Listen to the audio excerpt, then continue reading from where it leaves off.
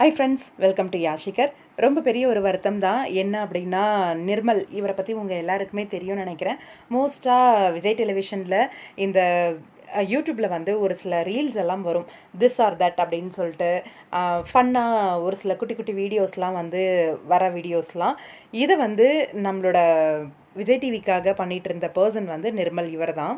எந்த சீரியல்ஸ் எல்லாம் போயிட்டுருக்கோ அந்தந்த சீரியலோட லொக்கேஷனுக்கே போய் ஹீரோ, ஹீரோயின், மற்ற பர்சன்ஸ் எல்லாரையுமே வந்து குட்டி குட்டியாக இந்த மாதிரி ரீல்ஸ் எல்லாம் பண்ணி ரொம்பவே சூப்பராக வந்து ஷேர் பண்ணுவார். எண்ட் ஆஃப் த இரா அப்படின்னு சொல்லி ஷேர் பண்ணியிருந்தாரு. Thank you for good experience Vijay television அப்படின்னு சொல்லிட்டு அன்பிற்கு நன்றி அப்படின்னு சொல்லி ரீசெண்டாக போஸ்ட் பண்ணியிருந்தாரு.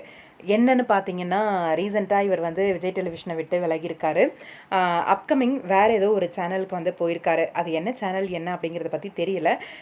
நம்ம வந்து ஹீரோ ஹீரோயின்ஸை வந்து ரொம்பவே அழகாக அவங்கள பற்றி நிறைய விஷயங்கள் தெரிஞ்சுக்கிறதுக்கு ஒரு வாய்ப்பாக அமைஞ்ச ரீல்ஸ் அப்படின்னு சொல்லணும்.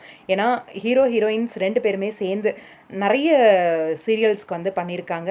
நம்மளோட அபி ராகவ், அதே மாதிரி வீக்கா, அப்புறம் வந்து ஆஹா கல்யாணம் சீரியல், இந்த மாதிரி நிறைய சீரியல்ஸில் வந்து இவங்களோட அந்த திஸ் ஆர் தட் அப்படின்ற அந்த ஒரு விஷயம் வந்து கேள்வி கேட்குற மாதிரி மூமெண்ட்லாம் வரும்.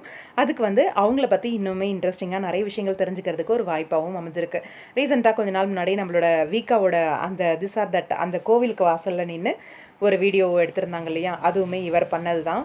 ரொம்பவே மிஸ் பண்ணுவோம் கண்டிப்பாக ரசிகர்கள் எல்லாருமே.